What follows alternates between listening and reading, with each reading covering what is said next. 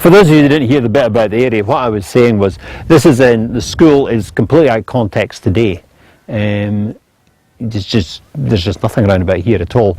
But prior to the clearances and when the school was built, it was entirely different. It's actually in the centre of a large population, hundreds of people. In the township of Knockbreck, that's the manse up there for the minster, dating from 1827, with later additions. And Knockbreck was just one of a number of townships. There was the Balnakeil, the main Mackay settlement, and all the support and people who worked in the big house. You're talking about a lot of people, so there was a lot of people around about there. We're standing on the rootway. Can you actually see where there's a stile on the dike there? It's actually a blocked up gateway, and that's the path we came down, continued on through there and over and round to Borley and Clashnach. Borley was a big settlement with 8-9 houses. Clashnach was a similar size and was a Mackay clan settlement.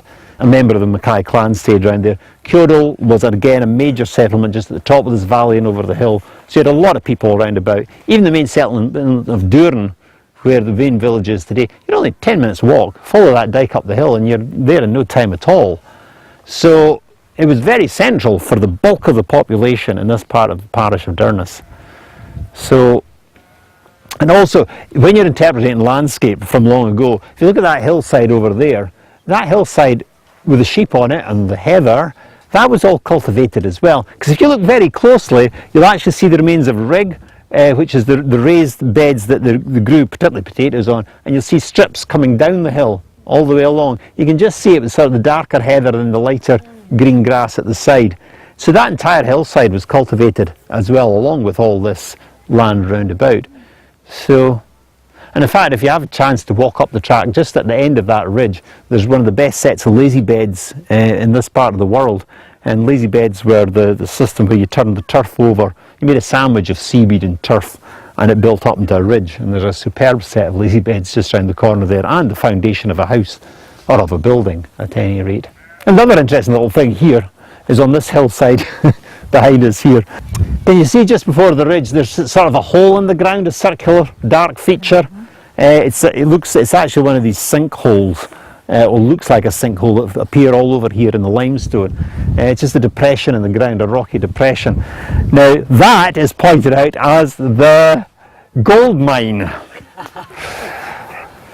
There is actually, interestingly enough, there was a guy called Timothy Pont who produced a series of maps of parts of Scotland in the 1560s, and fortunately he did Mackay country.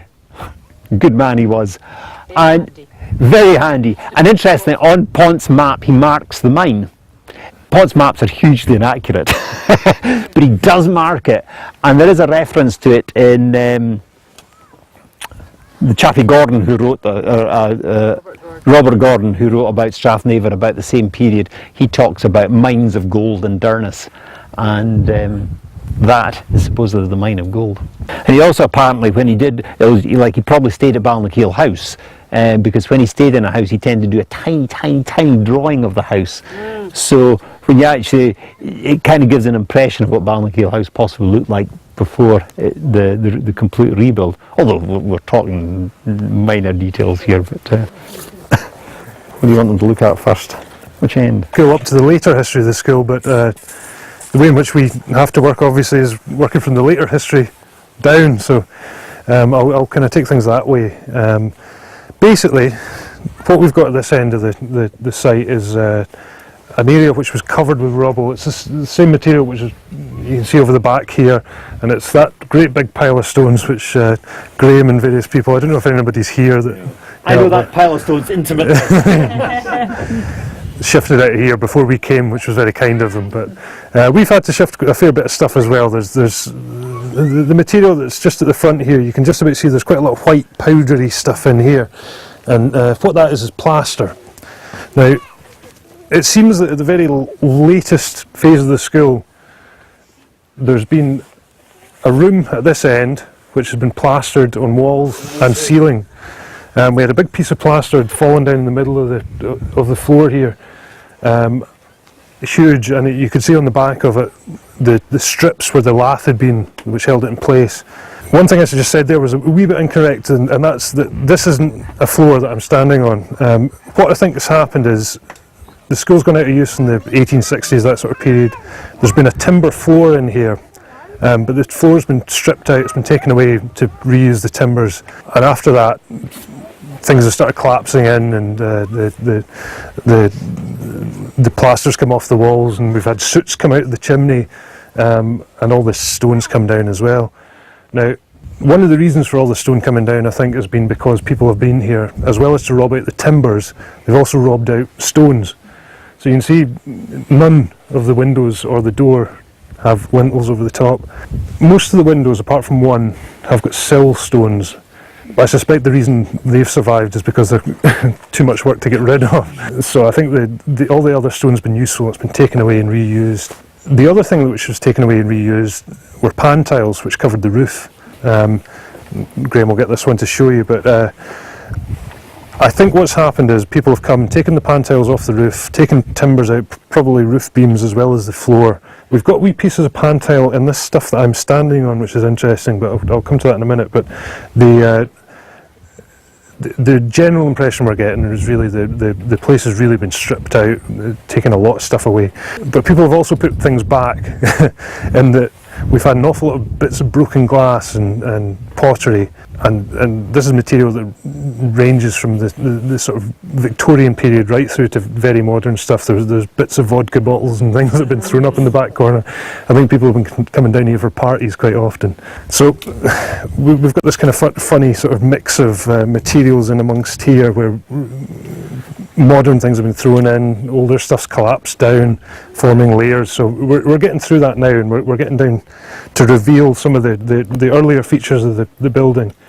Now this is obviously a fireplace. It looks as if there may have been a metal grate in here, and I'm pretty sure there's actually been some sort of small stove, because there's no soot marking in the back wall here.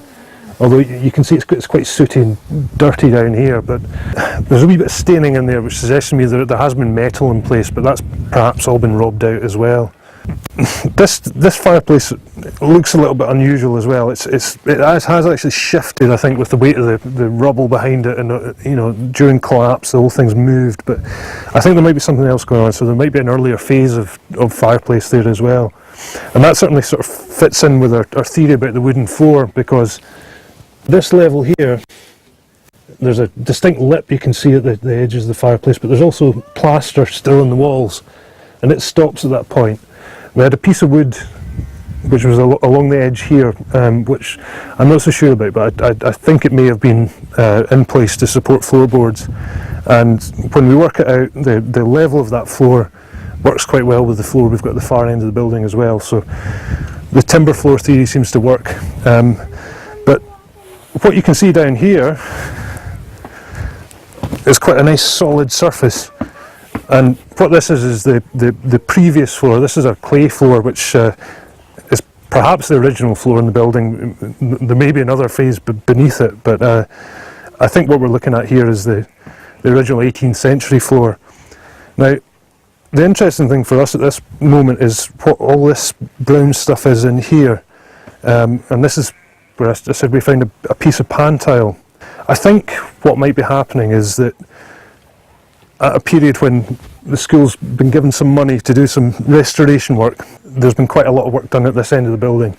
So this might include the plaster walls and ceiling, timber floor, but I think it might also include the pan tile roof, because the small fragments of pan tile we've had from this deposit would suggest that perhaps when the roof's been built, bits of pan tile have fallen down and into it. But what this deposit, I think, is a levelling material. So they've brought this stuff in and dumped it, really just to level up so that they can lay their wooden floor over the top. So we think we're getting there with this, but it's tentative at the minute, I would say. But you can see the way the fireplace has been sort of marked out with these stones, and I think this is a later feature. So if when we dig this out we come down into different material around the fireplace, we may be able to show the original location, the original form.